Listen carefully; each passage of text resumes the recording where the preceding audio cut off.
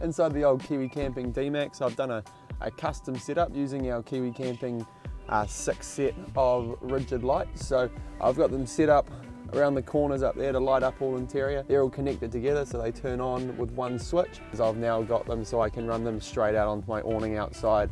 So these rigid lights, they're fully dimmable and they'll also come all the way back up. They all come in a really nice bag.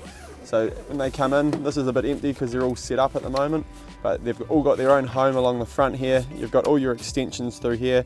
So you've got 5 meters, you've got 3, and then you've got the big 10-meter one. So if you're running from a family tent to your savannas, you can run that really well. Comes with 3 dimmer switches, so you can chuck those between lots of different avenues and you can light it up that way.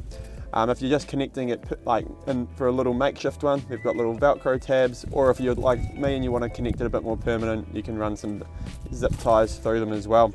So this is your 3-way splitter.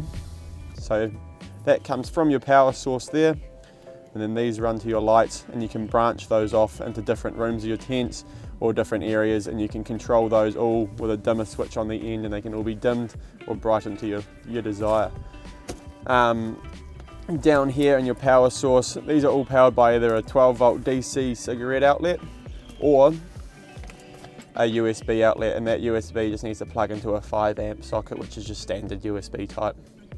They also come with crocodile clips as well. So if you did have an old car battery, or you did just want to run it straight off your car, you can connect that straight on and you're away.